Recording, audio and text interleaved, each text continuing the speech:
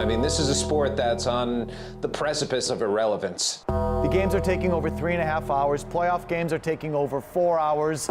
Game's too long, too slow. Who cares? This is a situation where baseball's in trouble to begin with. I hate to break it to you, baseball's dead. Baseball is dead. Rest in peace. Kind of looked like a rest in peace Dallas situation the other day. I saw Blooper put you in a box in the Blooper posterized you in the broadcast booth. That big furry bastard snuck up on. I mean, look, give me a hot second to get settled in, for Christ's sake. Like I'm trying to get my wits about me. Where it's the first inning. I think it was the top of the first inning, maybe, and I'm locked in. I'm doing a job. I'm locked in, and all of a sudden, it started to smell like sour milk, rotten eggs, and like a mild moldy trout smell, kind of. And then all of a sudden, I feel this fur come over me, you know? And I'm surprised I didn't hear the damn thing coming when we realized how heavy-footed he is, because that's a big blob of bloop toting around. And, then all of a sudden I look back, boom, Blooper in my ground. I mean, you said it, not me. Those are your words. I think I justly described his presence. You put the label on it. But, yeah, there's a lot of them going around here. There's a lot of them. And all of a sudden, he's breathing on my neck. Yeah. So, I mean, the way that I read it was, if he's paying you a visit in the first inning, that means that you're of really no importance. Because everyone knows mascot culture, where it's like as the game goes on and the situation gets tighter, like the mascot will make it down to the dugout area and they're locked in on the game, especially Bloopy because he's getting ready to come through the center field gate with the Braves win flag. So if he's starting in the broadcast booth behind the home plate, that's because by the end of the game when the Braves win, he's got to be out in center field. So he kind of just indirectly was saying, yeah, like this is my least important stop is the A's broadcast booth. Geographically I speaking. I guess what we'll have to see is if he makes a stop in every broadcast booth. You could start there. And if that doesn't happen, then I think that immediately starts to shoot your theory down. And from there, when a schedule is drawn up, you have the top of the schedule, you have the middle of the schedule, you have the bottom of the schedule. I'm not telling you how those are prioritized, but it feels like if that was the first box to be checked, that was probably something Blooper was thinking about when he was brushing his teeth the night before. That's kind of how I thought about that. So I respectfully disagree. The first thing he got done at the ballpark, aside from, that was yesterday, stretching with Lawrence Butler, was coming and hollering. But look, we've shared a zip line together. We've shared other things I can't speak about on air together. There's a relationship there, you know? Okay. I didn't realize. Hates Big Cat. He does. Yeah. That's a long-standing feud. Big Cat kind of gives off like mascot vibes, like kind of like Coley. Like Coley kind of walks around like he is a mascot without a costume on. Like he kind of like, like those like the wavy things outside the car dealership. Like that's kind of like how Coley like that's his vibe. He's vibing, and Big Cat's kind of the same way, right? See, yeah. See, I mean, seeing Coley without his mascot uniform on, whatever that would be, is like seeing a turtle without a shell. Like that's like if you're seeing like a leatherback soft shell turtle, that's Coley in human form. Like I'm sure Dallas, you're in the weeds in the baseball community. You've probably seen some mascots out of costume. The costumes are ginormous, but the people inside tend to not be. Imagine Coley inside of a mascot costume. Like that would have to be like a dinosaur. No, yeah, and I mean, speaking of Jared, like your ideal mascot size, you know what I mean? No, I'm not. No, I'm actually. I'm not. No, I'm not. You can I don't fit think right so. into just about every mascot suit that I I've seen. don't think I could. I don't think I could. I've watched an elephant get dressed in the back of a van. I've seen a lot when it comes to mascots. Yeah, no, but that's a great point you made. I'm probably like right at the cutoff of too tall to be a mascot. I think. No, I mean, maybe, yeah. No, I don't think so. I think your wheelhouse, your mascot wheelhouse material. Yeah. Yeah, I don't think so. Yeah, no, I don't. Yeah, I don't think I would make the cut. But anyways, before we dive into the conversation we're going to have today on Baseball is Dead, we do want to give a quick shout out to our sponsor, Kalshi, the largest prediction market in the United States. Kalshi allows you to trade and win real money on events like sports and entertainment. Let's make one thing clear. Kalshi is not a sports book. On Kalshi, you are not playing against the house. You are trading head-to-head against other fans. Kalshi just turns the marketplace. This makes Kalshi an exchange. They run the marketplace. That means that they do not profit when you lose. The lines aren't set by them. The lines move based on where the money goes. Public opinion sets the line, not some algorithm that's working against you. Kalshi is not regulated by states. Instead, it is CFTC approved, meaning it is federally regulated exchange, and that's why it is available across the United States. If you want to try it yourself, Kalshi will give you $20 when you trade $20 if you use our promo code BID when you sign up. Appreciate the folks at Kalshi. Appreciate Jayhay putting together the rundown this season, as he always does, and looks like the first topic that he wants to get into today is the New York Yankees red hot start to the season. How excited were you when you saw that, Jared? How excited when you saw? I mean, because this kind of runs counterproductive to what you're witnessing night in and night out, right? Like the Yankees, I think they could be classified as the best run prevention group in baseball right now. And I know that that's how the Red Sox came built. We're going to prevent runs. We're going to stop the runs, almost like a... You're not doing a good job preventing diabetes. You're looking a little fat face this morning.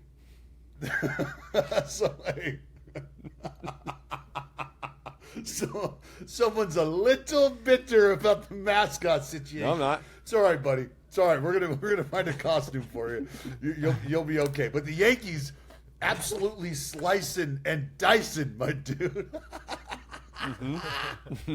Oh, I love it. I love it. You know what? I'm fat faced because I've been eating up everything the Yankees have been throwing out there right now, which is a bunch of goose eggs, Jared. Goose eggs high in protein, and that's exactly what the Yankees are throwing up. Yankees right now have a major league best overall ERA of 0.61, next best in the game. The Kansas City Royals, the Braves, 2.20. Starters rocking to 0.66, and it's the Royals at a 2.01 who are next best. The bullpen, Jared, 0.53 ERA. That's second, only two. Games. That's right. It's been 5 games. Pete Fairbanks' Marlins have the best bullpen ERA in baseball. But look, you're right. It's been a handful of starts, like turn through the rotation. Max Fried is actually responsible for 2 of those starts, 13 1/3 innings, 10 punch-outs, just 2 walks under his belt. Cam Schlittler was outstanding in his start, 5 1/3, 8 punchies, 0 walks. You got Weathers and Warren backing that up as well. But the Yankees, buddy, this is why a lot of folks picked. Look, I hand up admittedly said that the PTSD I got from watching the Toronto Blue Jays do what they did to my A's early may have swayed me a bit. I can show you the notes that I had in another group chat that has me picking the Yankees to win that division. It's been a great start. This is exactly what you want. You could put it like this. That's a classic Jared move. Like, you go on BID and pick the Blue Jays to win. You text your buddies in your fantasy league that the Yankees are going to win the division. He makes an appearance on Section 10. I think the Sox got it this year. Yeah. No. So he has it recorded somewhere so that he can pull the I told you so. Like, he probably went on fucking Ben Verlander's podcast and picked the Orioles at some point. That never happened. I would never pick the Orioles. Okay. I would never pick the Orioles. No, I can understand your bitterness right now because you're watching the Yankees do everything that, I'm not watching that you would expect or you would like your team to do. It's March. It's not even real baseball. The season don't start until you play a home game. And then after that, if the Red Sox are still bad, then it doesn't start until like May 1st or like the 4th of July. I'm not opposed to that theory. Honestly, I'm not opposed to that theory at all. Yeah. You can always just there's so many old adages in baseball where you can just make something up and it sounds right, and then people will just believe it. It's like, yeah, you can't. The season can't be over until you play at least a home game, and then you do that and they still suck, and then it's like, yeah, but like Memorial Day is usually the benchmark for me, and then Hubs let's was get through the first month. Yeah, I mean, at least get to the trade deadline so we can see what the team's really going to look like at during the playoffs. You know? I think a very specific example of one of those this offseason was everybody just kind of piling on with the Yankees supposedly just running the team back. Like, that to me became almost groupthink. I know it was an internal Yankee fan thing for the most part, but I also think it became a national thing where people were like, oh, they're just running it back. They're running it back. What's Cashman doing? They were, first of all, to the extent they were running it back, they were running it back with a 94-win team, okay, that tied the Blue Jays for the division lead by the end of the season. And also, like, it's disingenuous in a lot of ways to say that they were just running it back when I think they could conceivably look at the players that, like Cam Schlittler, for example, who I know nobody listening to this podcast wants to hear about, but like they barely got anything from him in the scheme of things during the regular season. His big breakout, his arrival, was in the postseason, and for them to then turn around and think, wow, we're really impressed with what we saw, we can expect more of that in the 2026 season, we can expect some internal growth from Ben Rice, we can expect like X, Y, and Z. Like, I don't know. I obviously picked the Yankees, so a little bit of an early season victory lap there to some extent, but like, the pitching is this effective right now, and they're missing arguably their first and third best pitchers. Their second and third best pitchers. Like, I don't care how you group these people, but I think there's a real case that the Yankees are going to be a pretty formidable team this year. What and Jay, something also that you have to consider is, like, I think wasn't largely part of the narrative about running it back. Didn't that have a lot to do with what they thought they were going to get offensively and who they weren't pursuing, what they weren't getting in the free agent market? They wanted help on the mound. Everybody wants help on the mound, especially when you have the guys available that were available, right? You're starting to talk about a guy like Fromber that's out there and what he could do, especially in that ballpark, understanding the ground ball rate, staying away from the short porch and right. Like, there's a lot of different ways you could go, but it felt like a lot of the narrative was we want some help offensively. And to your point, it was largely internal. This was a 94-win team who, outside of just tying the Blue Jays and losing the series head-to-head battle against the team, would have won the division. And I think if you're a division winner, you'd be okay with running a team back that won you the division. But Garrett Cole, we're going to talk about a guy probably right after this. Garrett Cole is coming off of a situation where you would like to see him bounce back. You would like to see him hit the ground running. That doesn't necessarily mean that that's going to happen. He might have some rust to knock off. And with that being the case, what can you expect? I think he has set the bar high enough and has a track record as such that I think you would expect a certain level of productivity. And maybe you can say the same thing for Rodon as well. But the idea that you're going to plug those two guys in to a rotation who, at least the first time around, with Fried dipping in twice, is got to be pretty comforting for Yankees fans right now. And so it's a great way to start the season. It's not like it's just one piece of their pitching puzzle that's performing. You're getting performances from the bullpen and from the starting rotation. It is a collective W right now, and I don't know that you could start the season any better, aside from having those other two arms healthy and producing. I think this gives a lot of credence to what Jayhay was thinking, which is this very well could be a Yankee team who does work early and often, and maybe even creates a little separation in a division where I know there's a lot of hope that the Toronto Blue Jays are as competitive, if not more so, than they were last year. So I think that's something that kind of gets lost in the AL East story for 2026 is how little belief there was in the Blue Jays last year. Like, when we came into camp, it was like, yeah, Toronto probably, like, why even give Vladdy the extension at this point? Yeah. Like, you're just locking him into this group that isn't going anywhere. Like, this is a third, fourth place team, and then they end up, essentially a swing away from winning the World Series, and now they're the favorite pick. It's not even like I think like they're the Yankees are the odds favorite to win this division, but I think people just hate picking them because everyone hates the Yankees. So there's a lot of Blue Jays picks out there. So that's just largely based on the fact that they defied the odds in 2025 and got to the World Series.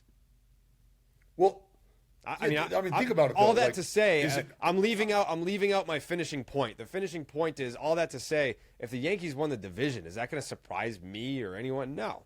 Like, there's a difference between interesting choice to run it back with a team that was kind of lackluster, and yes, they made the playoffs, but like they always do. It's not like if you're a Yankee fan, the goal is not to get there; it's to win the World Series. And it's like that was a team that got there, and realistically should have been swept in the wild card. Like if the Red Sox could catch a fly ball, that team gets swept in the wild card. And if that happens, do they run it back the same way, or do they look at it and say, man, we really got to do something about this, because like we can't go into a winter being like the goal has been achieved, we made it to the playoffs with this roster. Like no, like they make the playoffs every year.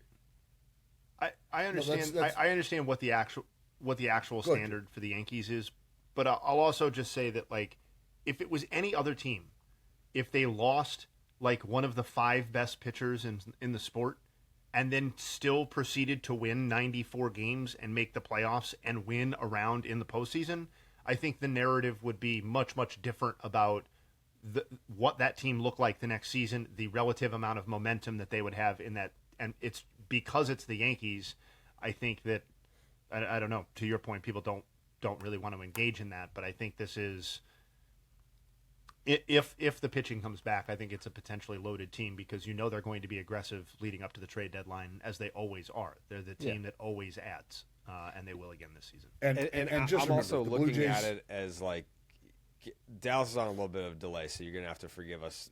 He has that what is it, the Motel 6 Wi-Fi? But I think when we talk about the Yankees running it back, it's not fair to say that it's running it back when you're getting Garrett Cole back, but it's like, what's that going to look like? Don't know, but the ceiling is quite high, and Cam Shitbag, like it's like, well, he looks very good. He didn't factor in, so you're kind of adding those two guys he didn't factor in. Like the fact that it's like, yeah, we're kind of like waiting on Carlos Rodon. Like he was their best pitcher the first couple months of the season last year. Like we're just waiting on Rodon. They have bullpen arms now to start the year that they didn't have at the beginning of last year. So like pretty much their entire like super bullpen, those additions at the trade deadline. Now it's a full season of that versus a half season. So I am obviously going to look for any reason to poke holes in the Yankees' case for being the best team in the division. However, since I am an unbiased national baseball journalist, even I can acknowledge that the potential to be better this year compared to last year is absolutely there for those circumstances. It's full season of Garrett Cole. I mean, I don't like. What do you think, Jayhay, for like a innings limit on Shitbag? Is it like 140?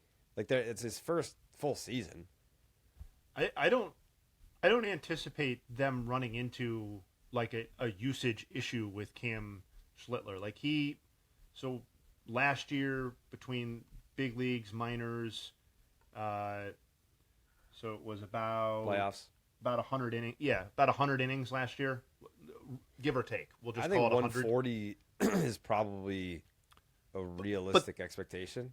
Right, but that's a full season basically in 2026 baseball for a lot of pitchers, right? So that's the sort of thing that can be massaged and managed over the course of the season, and I don't think we're going to really notice that Cam Schlittler is like taking large percentages of the season off.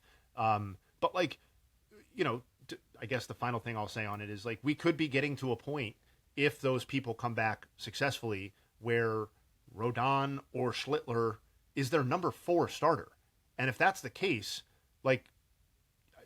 I think you'd be hard pressed to convince me that that's not the best rotation in the AL at the very least, and competing for maybe the best rotation in baseball if those guys are performing anywhere near what they're capable of. Wally Wi-Fi, you got anything? No, all I was going to say was just remember that the Toronto Blue Jays, the reason that they were that there was even a conversation about, oh, what should we do? What direction? It was a team that won 74 games. They went from 74 games to playing in the World Series. So that's why there was the what are we going to do? How viable is signing Vlad? Like, what kind of team is that going to turn us into? Like, is he going to help us win 20 plus? Well, yeah, he is. And other people stepped up and performed. So that's how you answer that. Yeah, I was going to ask you guys a question. I already know the answer, so we don't even have to pose it that way. But the Jays getting Trey Savage back is, I don't know. I like that more than I like getting Rodon back for the Yankees. But like the Yankees rotation, it's it's a very good rotation. Like, it just is. Like Max Fried, Garrett Cole, Schlittler, like going into the playoffs with like Rodon as your number 4 is a great spot to be in. I can't lie. But I did want to mention, it sucks. I was watching it live, the Cody Ponce injury for Toronto.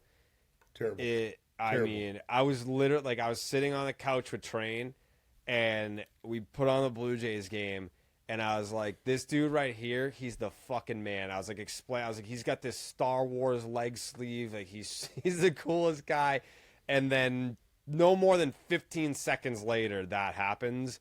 And he stood up on his own. And but he did get carted off the field. But they're calling it an ACL strain. They're not calling it a sprain. Which, is it a sprain or a strain? Because there is a difference. I believe it was a sprain with a P. Yeah, in terms of, because that's a structural issue, right? You're talking about the ligament. A sprained ligament is not good. I mean, it's basically a medical way of saying you tore it. Tear. And we're going to find out to what extent. I had flashbacks of Garrett Richards. When he went down with the halos, and it was like somebody from the light tower got him, and he just was, I mean, like, my God, man, you feel absolutely horrible for this dude. And Jared, I was in the same boat as you, man.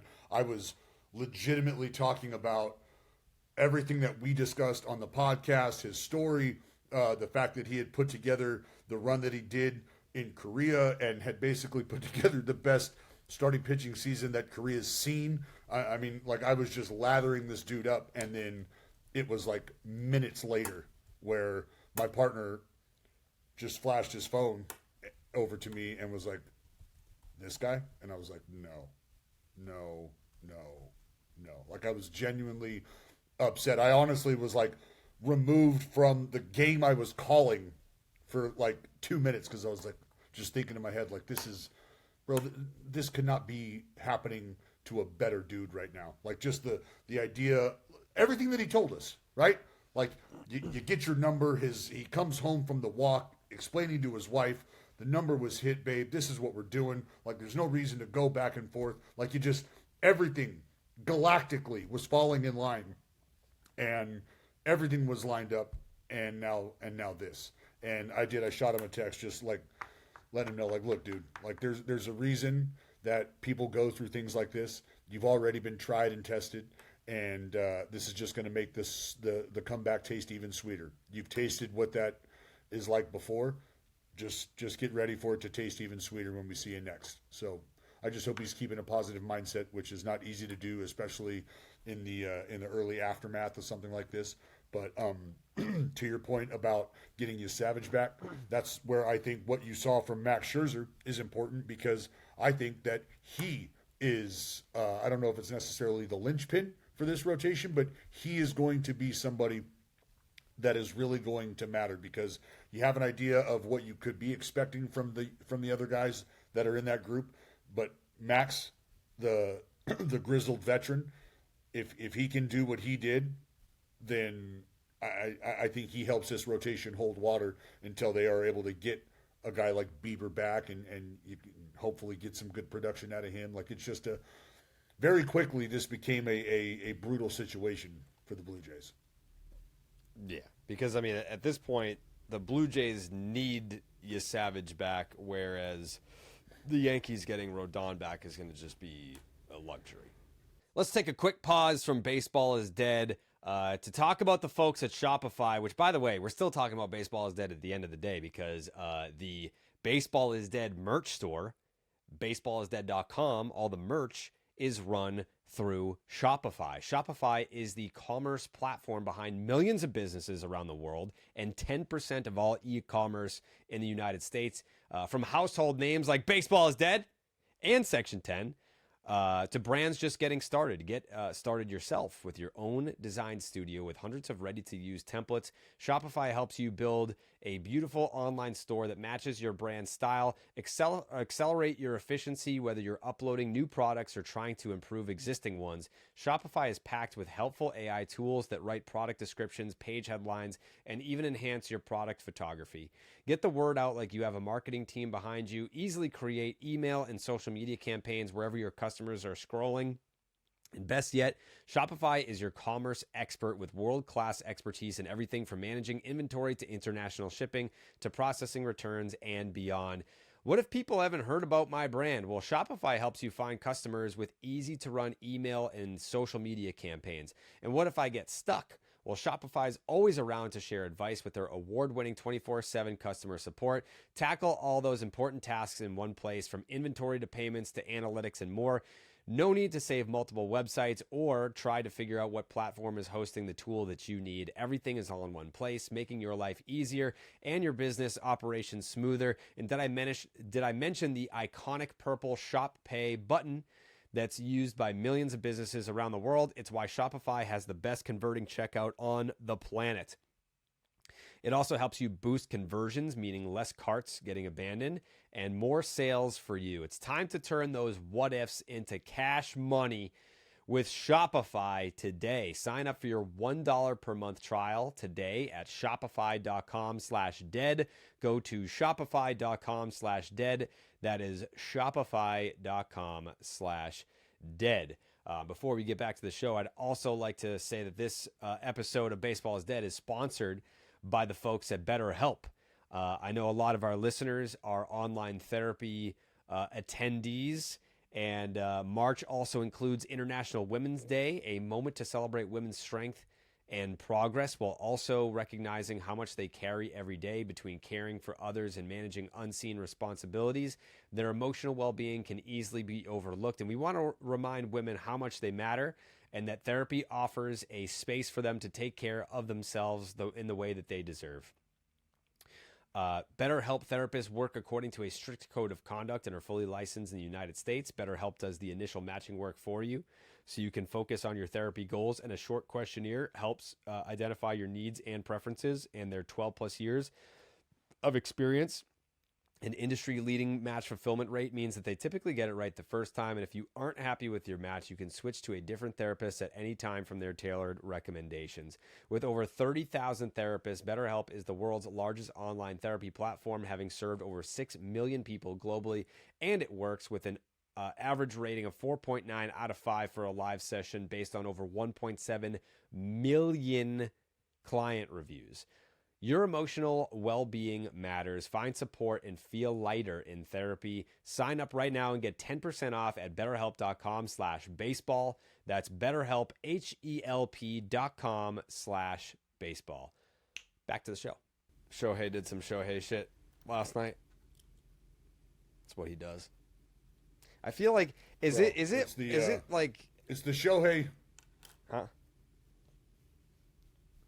Dallas's Wi-Fi is gonna fucking kill me on the road. It's always like St. Louis and like what other towns usually suck? Houston maybe, but yeah, Detroit sucks too. Detroit.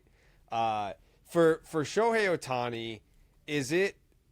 I mean, like obviously we're gonna talk about it like right now, but has he put himself in a boat where he has to do something absolutely ridiculous for people? Like, what could he do that's going to really wow baseball fans anymore? Like when we saw, like even in the playoffs against the Brewers, it was like, all right, dude, just sock 3 home runs and then throw 6 shutout, 10 strikeouts, whatever it was. Like that's what the bar has to be for people to be like, holy shit! Like it has to truly be something never before seen. At this point, Jared, and I'm not being crazy when I say this, I truly feel like this is where you'd be like, well, okay, good player. He's good. He's a good player. Good player. Like it's perfect game, 5-homer game at the plate. Like that's where you're like, okay, all right, I get it. He's good. It's like that. Is that really what this dude has to do for you to appreciate what I mean? Because this was a full Shohei 69 event on the mound. Like he's getting his licks in on both ends, right? On the mound, dealing, at the plate, getting the job done.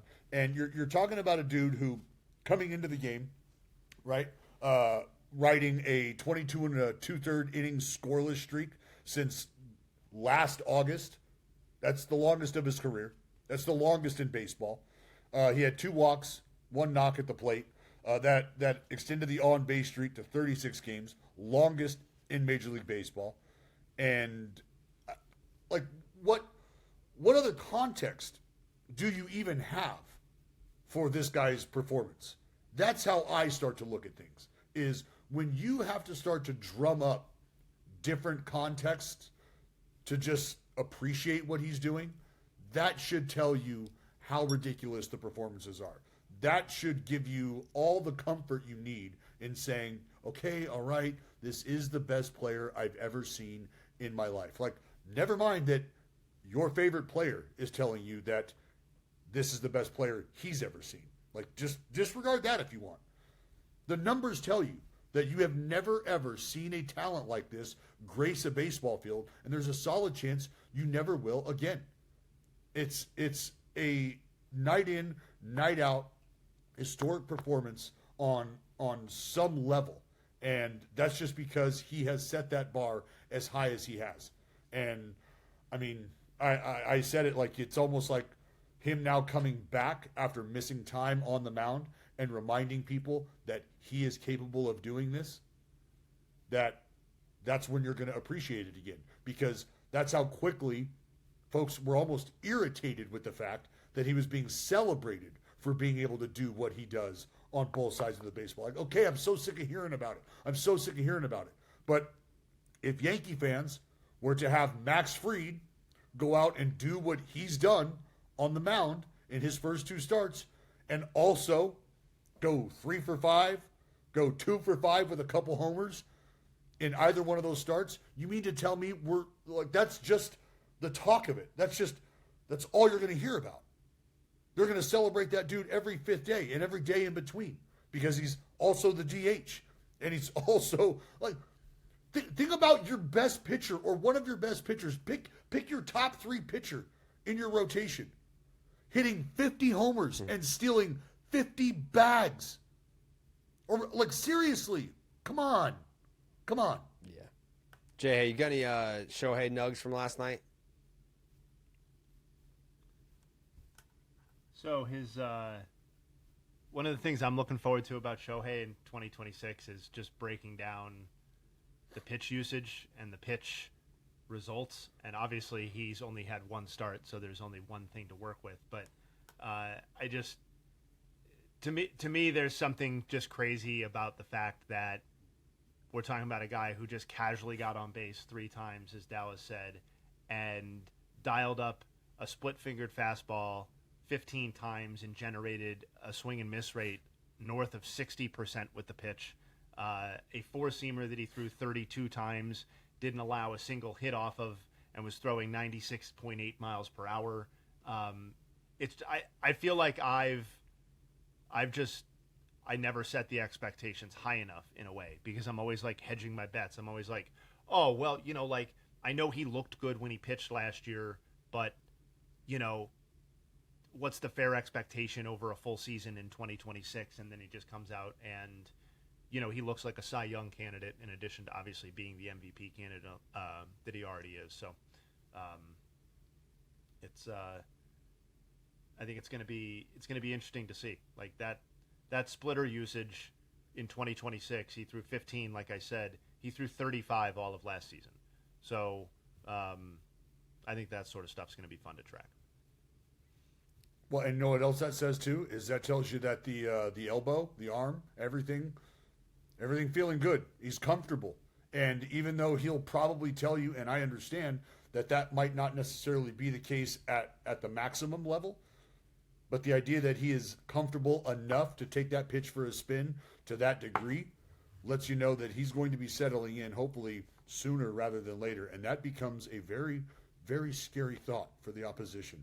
If Shohei Ohtani is really starting to take his game and his usage and the sequencing that he likes to the next level, buddy, I mean, this is just I honestly question what, and Jared, I think it's an interesting question. I'd love to get a poll, whether it's putting together 3 or 4 different, performances that we could see. What is going to get your respect from Shohei Ohtani at this point? If you're somebody who is still on the fence on whether or not he's the best player you've ever seen, you'd have to take the greatest pitching performance and the greatest fucking hitting performance and combine them in the same game. Like, he'd have to have Kerry Wood's 20 strikeout, one hit. Like, it wouldn't even be a perfect game. It'd be 20 strikeout game where he also hits 4 home runs.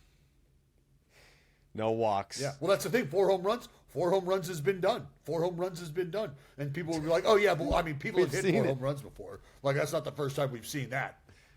I guess. That would be the instant reaction. Yeah. That would be the instant there reaction. would, yes. Like, we joke, but there would be people that say that. Like, well, yeah, you hit 4 home runs. Like, congratulations. Join the 4 home run club with the other fucking 7 guys that have done it. Yeah. Oh, cool. A rookie for the A's hit 4 home runs. Like, oh, wow.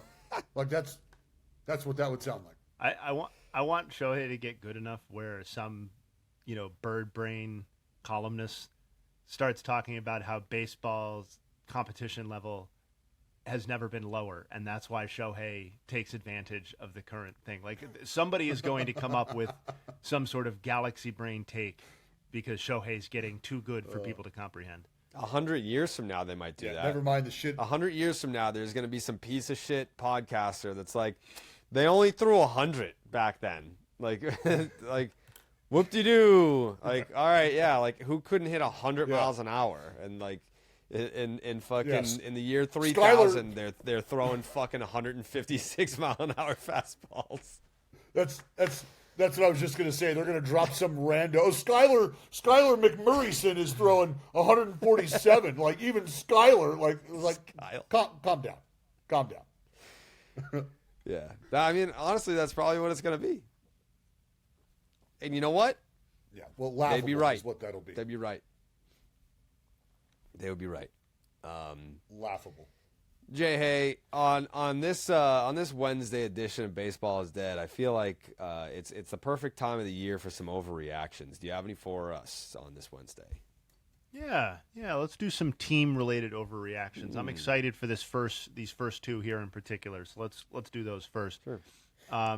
The Yankees, who we talked about at some length, 4-1, plus 16 run differential, 3 total runs allowed, are a juggernaut and will end the regular season with the AL's best pitching staff. Is that an overreaction?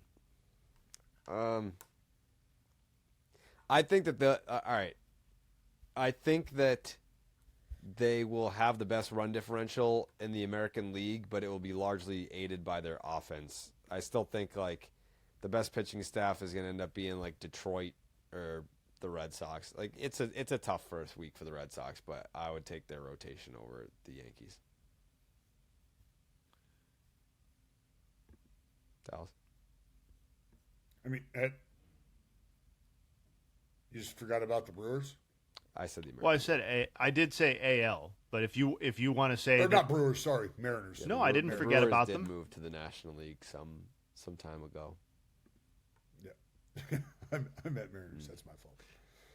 Yeah, no, I think it's a fair assessment. I think it's a fair assessment. I'm going to be interested to see what the Detroit rotation does do collectively now that you do have Framber in there pulling some weight.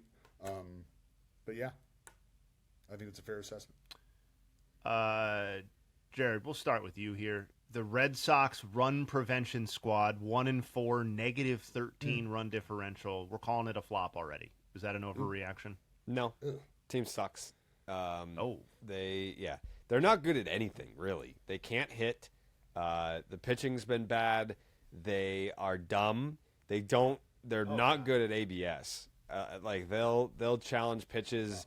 Like fucking Ceddanne Rafaela challenged an 0-0 pitch in like the first inning last night and got it wrong. It's like, what are we doing? Like, it's crazy, dude.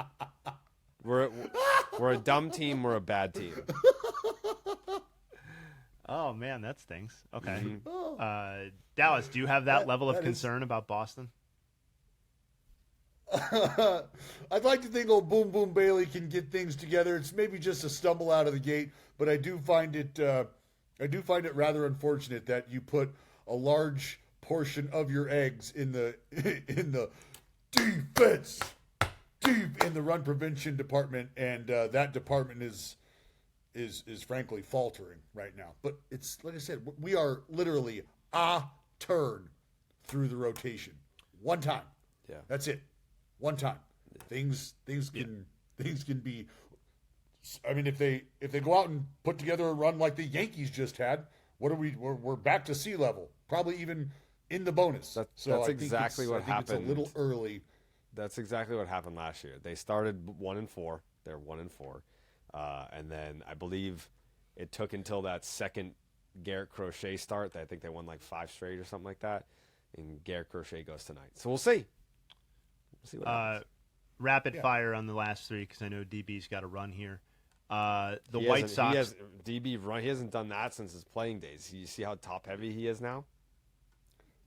I did hear he was a little bulky. Someone might have said that to me earlier this morning.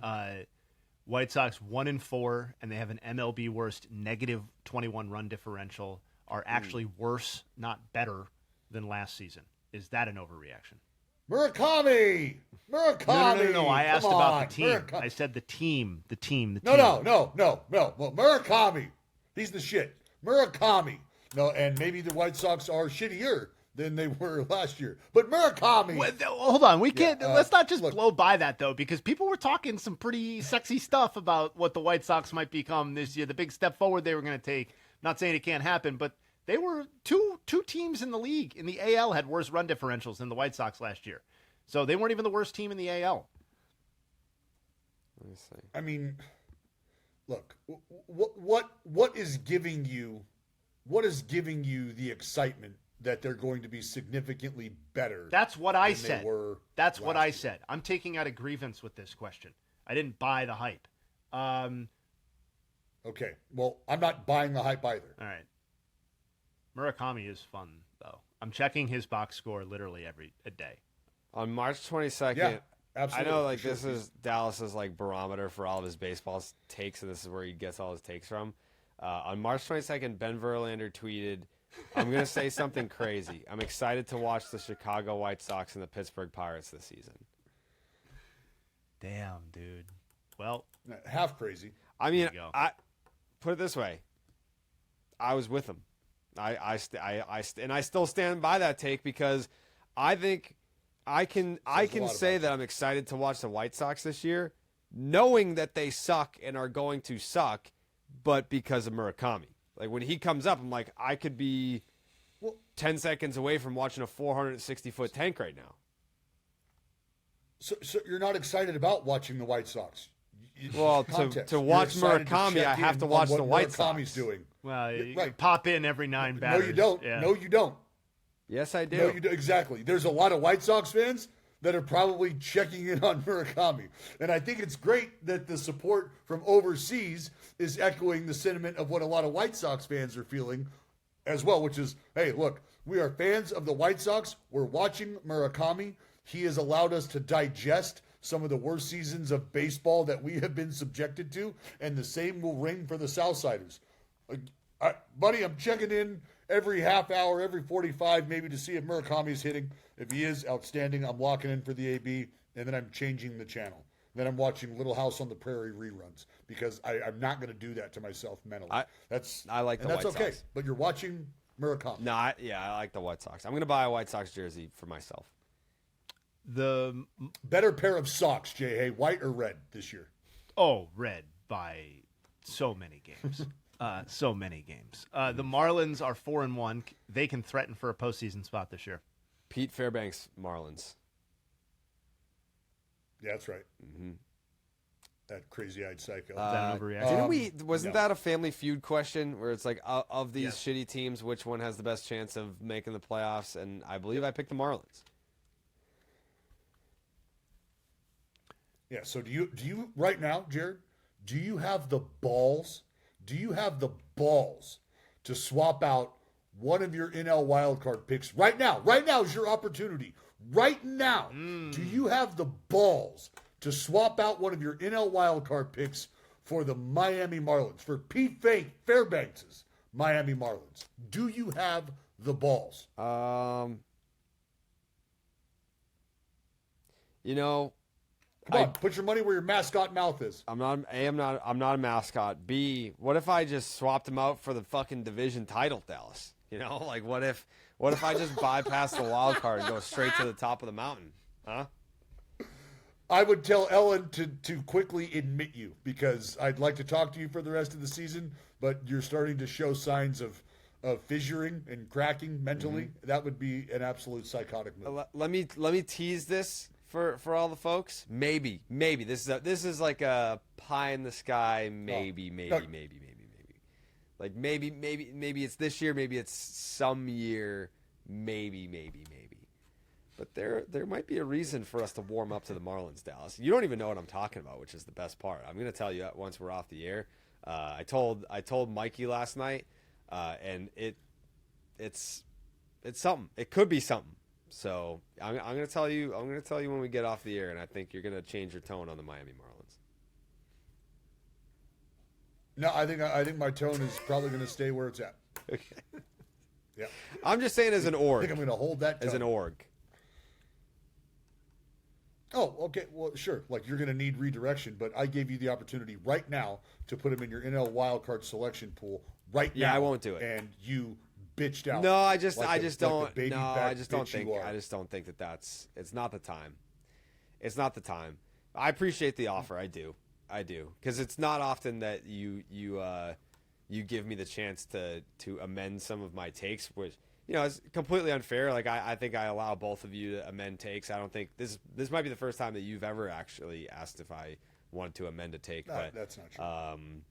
Yeah, no, I'm going to stick with my guns here. That would be the Mets, Phillies, Cubs as my wild card teams in the National League. Yeah. Go back and listen to the predictions pod if you haven't yet. Oh, by the way, we have a new YouTube channel. If you're listening to the podcast, if you're an audio-only person, but maybe you're interested in the video version of the show, we have a new YouTube channel. So check our socials for that.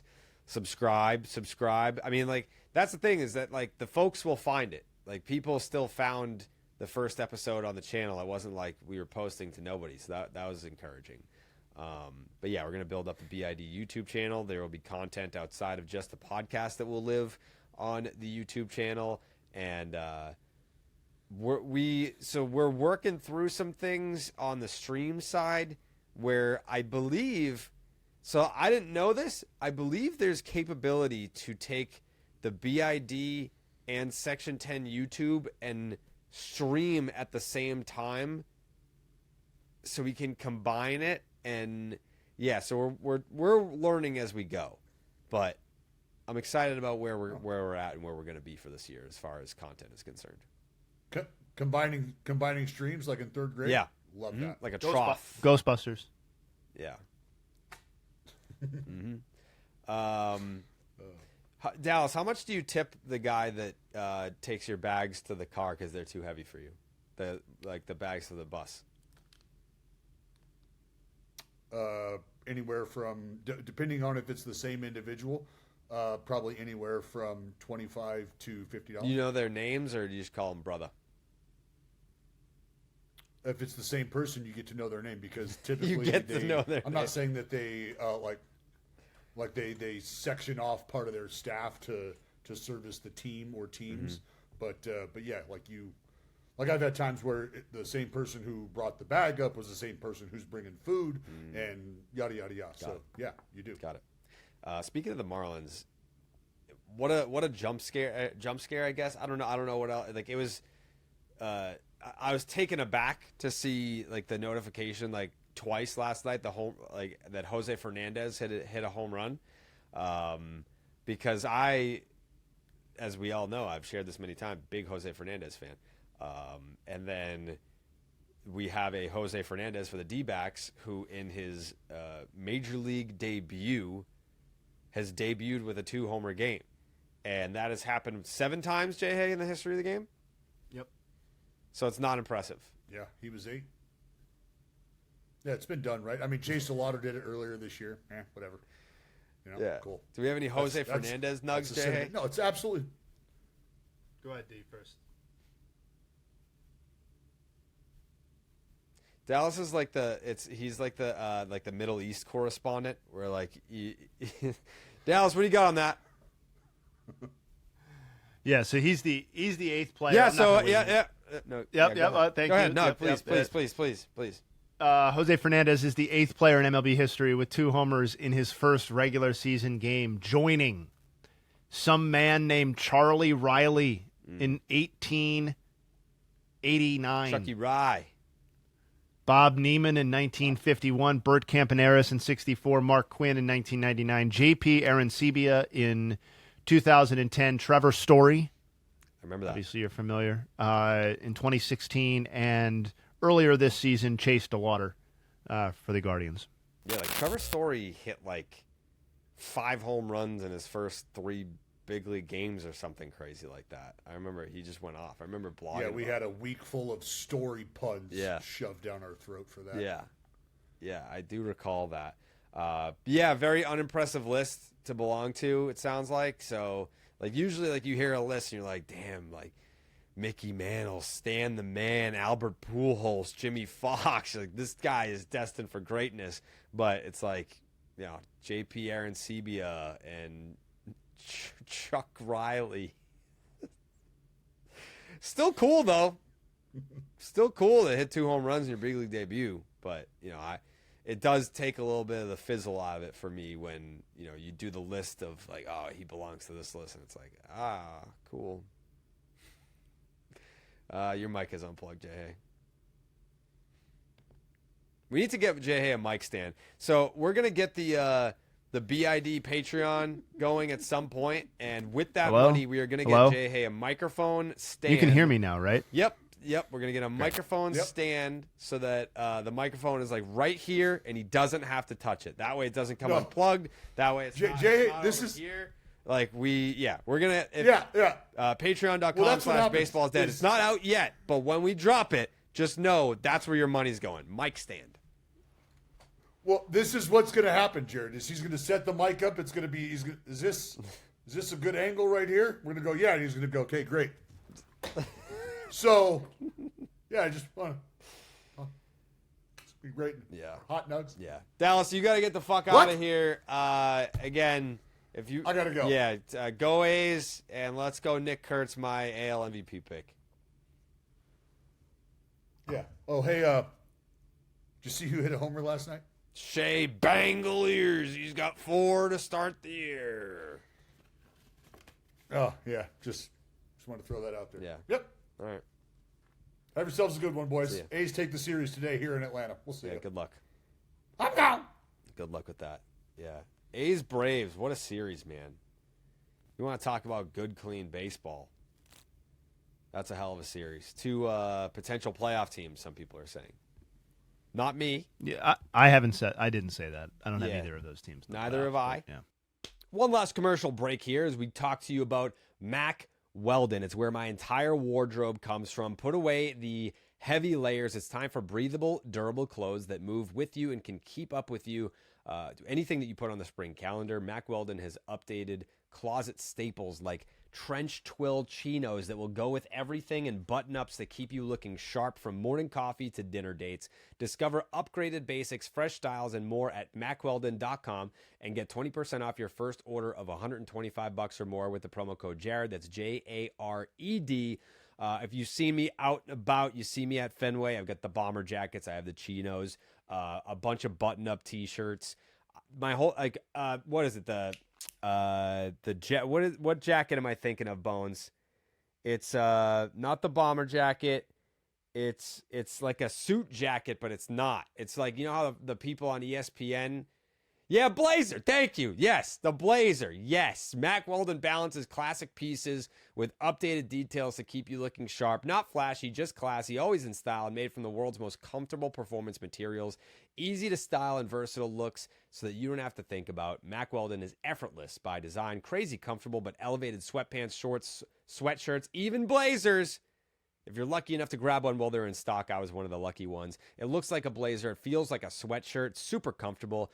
Get lost in comfort with the half zips, pullover hoodies, bomber jackets, and crew necks. All new relaxed sweatpants, carpenter sweatpants, and classic sweatpants available in 5 new colors.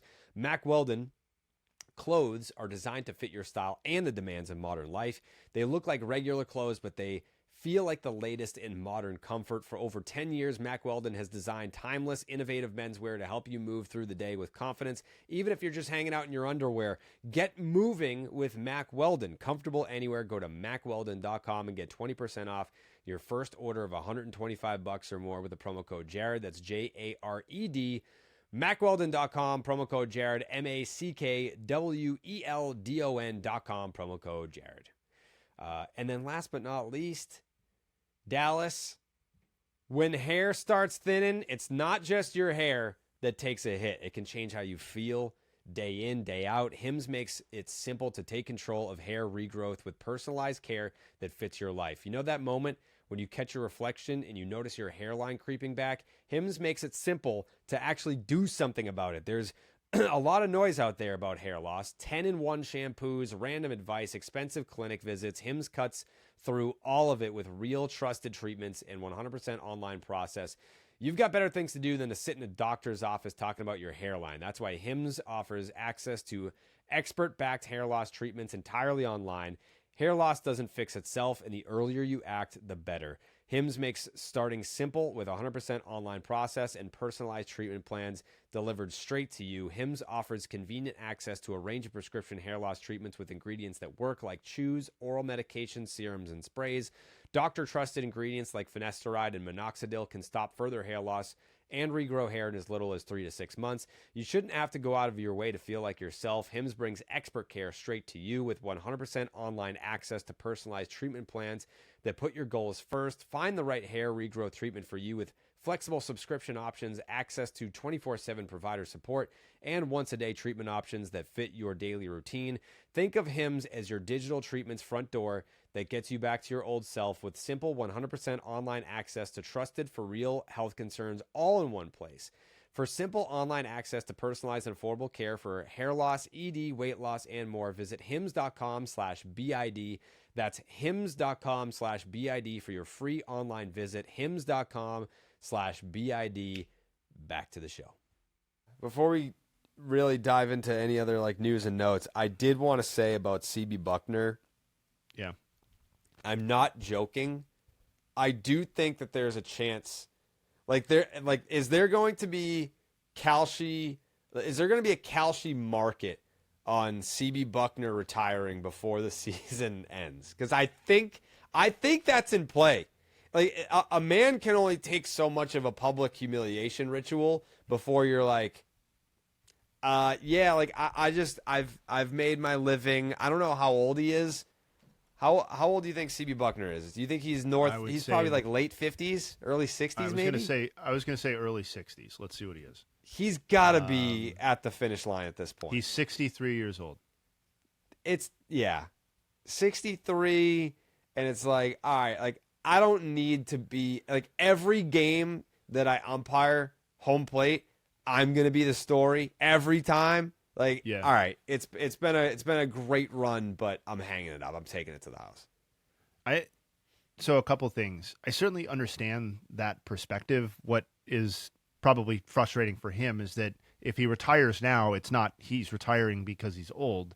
It's he's retiring because he got retired by the machine, right? He's going to be the guy who is forever remembered as the guy who was so bad that ABS put him into retirement. And that's even if we all kind of knew that CB Bucknor was one of a handful of the umpires whose names we knew largely because people found them to be ineffective. Like, he wasn't the worst of all time. And now a lot of people, whether it's true or not, are going to remember him in a way that they don't remember any other umpire, because Angel Hernandez got out of baseball before ABS came, and other guys who might have been targets for this, other celebrity umpires, missed the time. And so that's frustrating for him, I'm sure. But to the specific thing that happened last night, the first couple of CB Bucknor spotlights were ball strike stuff that he missed.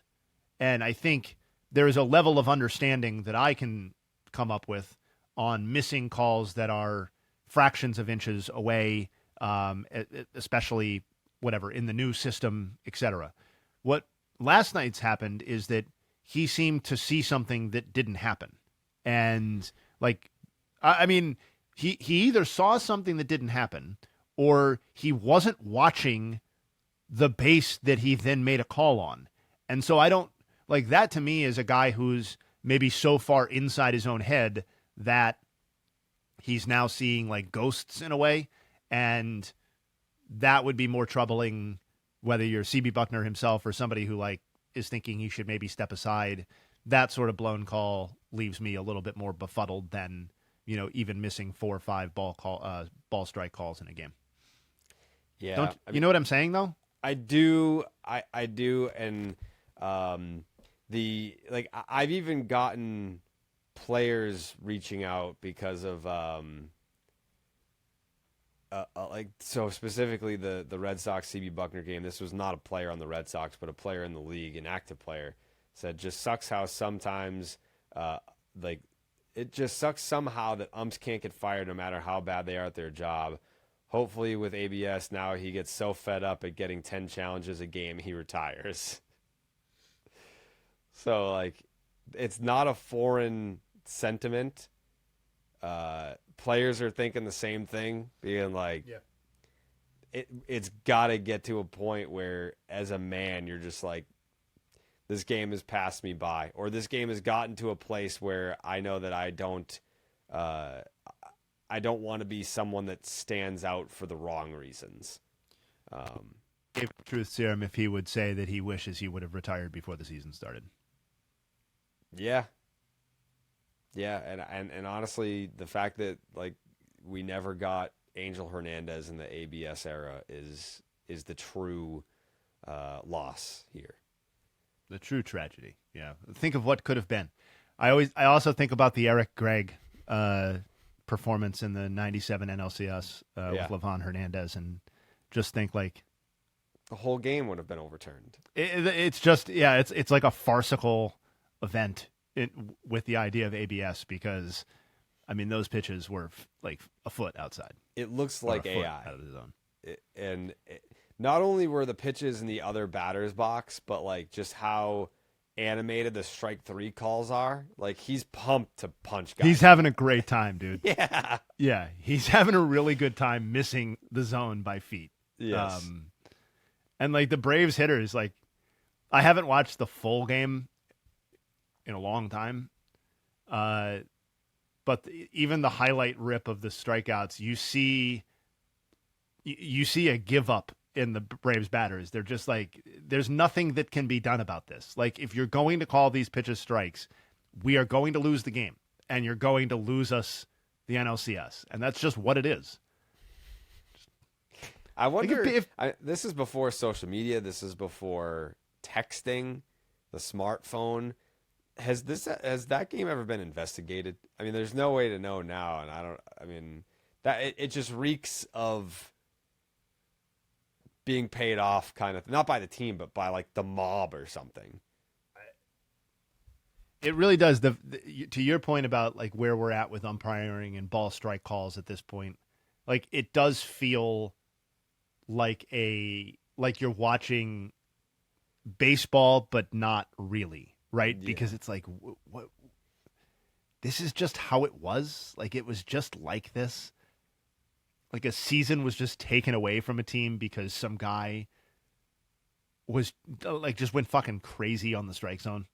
Speaking of JTN, was that game on the wheel? Like that would be a perfect. Yes, that game is on the wheel. Okay. Okay. Yeah, I'd Yeah, love like to at watch some that one point in the off season, I know we just started this one, but at some point in the off season, I would love to schedule a rewatch of that game just because of how egregious the strike zone was mismanaged. Yeah. I think there's a portion of our audience that has probably little to no familiarity with actually the watching experience of that, or even like who Livan Hernandez was, maybe, or certainly who Eric Gregg was. I think that would be an incredible one to watch. Yeah. There's a lot of Livan Hernandez love at Marlins Park. Yeah. He's a legend there, probably from that game. Yes. Yes. Definitely from that game. Yeah. Were there any other news stories that you wanted to discuss today, Mr. Havens? I'd like to kick some. I do want to get to some of these extensions that have been signed, but I want to kick that to when DB can also talk about them, because I just think there's some interesting stuff with the minor leaguers and a couple of arms who got extended.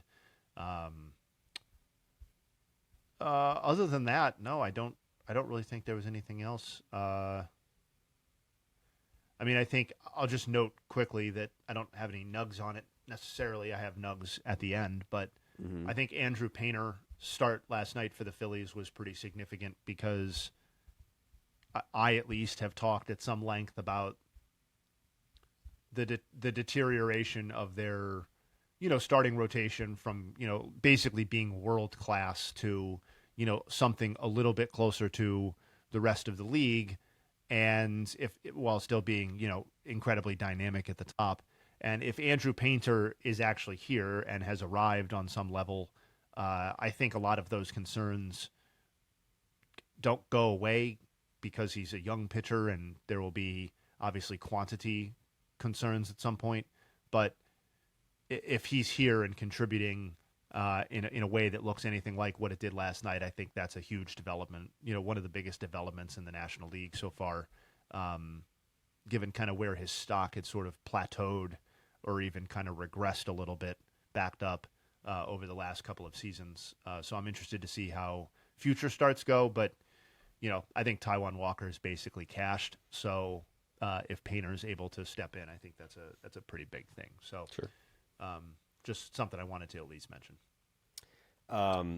Something that stood out to me from the first week of watching games here, and I'll stay up and watch the West Coast games and everything, and I don't want to be the Dodgers glazer, so to speak, but like sitting there watching them play on a nightly basis, and there's just Anthony Rizzo did a convention within the last year, and he was talking about how when the Cubs won the World Series in 2016, that he found it basically annoying when fans were like, all right, now let's go do it again. And he was like, again? Like, do you know how fucking hard it is to win one of these things?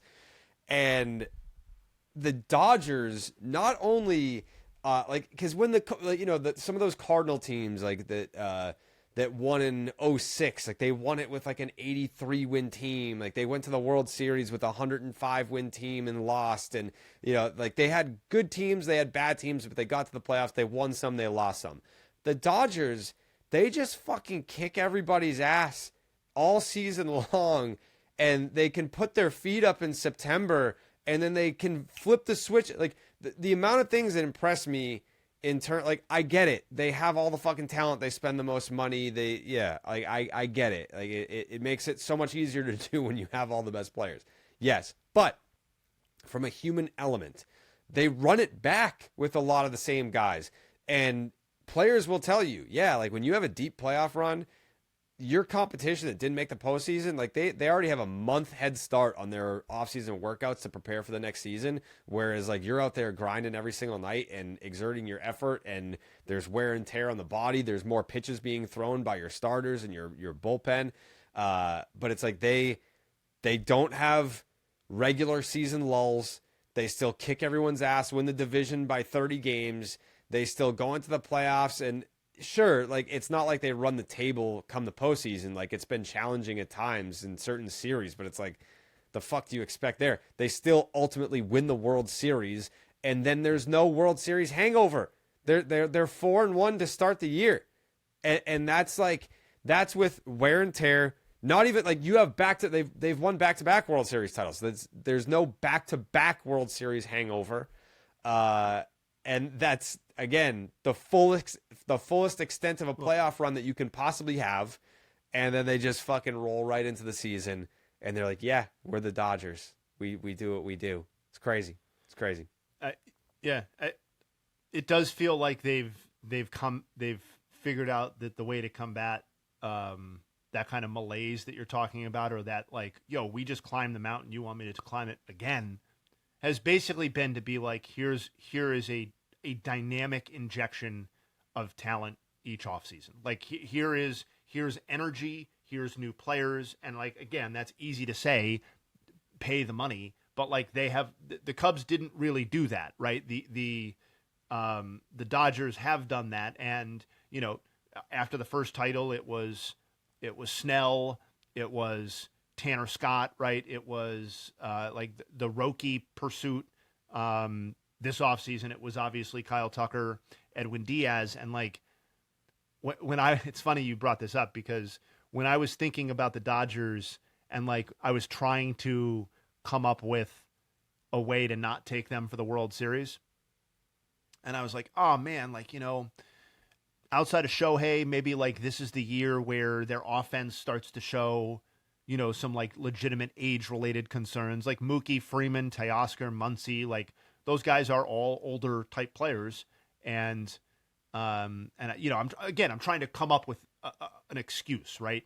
And then I was like, oh fuck, they signed Kyle Tucker. Yeah. Like I almost forgot about it. Edwin Diaz. It was like, well, throw that fucking idea in the trash. It was like, you know, it's like because they just reinvigorated themselves with a guy squarely in the heart of his prime, above and beyond all the other stuff that they did. So, yeah, listen. You said you tune in for the White Sox because you want to watch Murakami. Like, I'm not a Dodgers fan, but there is an aesthetic value to being able to tune into a Dodgers game and not have to wait an entire turn through the lineup to see fun players. And to be like, oh, cool, I'm going to see Ohtani this inning. I'm going to see Mookie this inning. I'm going to see Kyle Tucker or whatever the combination is. And then on the other side of the inning, it's going to be Tyler Glasnow pitching or Yamamoto. So, you know, I get it. People don't like it. People don't want to root for them. I'm not rooting for them, but I'm also somebody who's trying to watch some baseball on a nightly basis. And, you know, a guaranteed good time in a way is something that I'm trying to build in on a nightly basis. So, yeah, it's a product. Like, it's an entertainment product. I want to be entertained. Like, I get it. Some people watch because they are solely behind their team, and that's in some ways I wish I could view the game exclusively that way for a long time. But like, I'm tuning in because I want to see cool shit happen, and I want to see you know, great players play great baseball, and the Dodgers make that really easy for you. It's like a cable bundle where you can just get everything in the same fucking package. So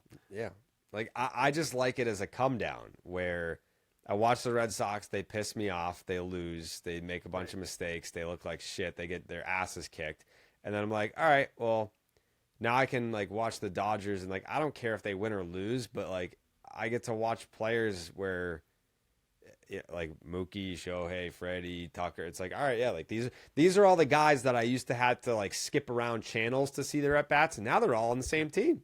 I can just watch. Yeah. Anyways, I think I failed at not glazing the Dodgers, but like, yeah, you did, but that's okay. At the end of the day, it is what it is. It's the truth. It is. They are. I'm not afraid to glaze. I don't care. I respect that.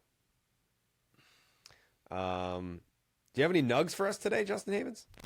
I do. Shea Bangaliers is the third catcher in MLB history. I know you don't want to hear this, but Shea Bangaliers is the third catcher in MLB history to have 4 or more homers through his team's first 5 games of the season, joining Charles Johnson in 2000 and Gabby Hartnett in 1925. So rare air there.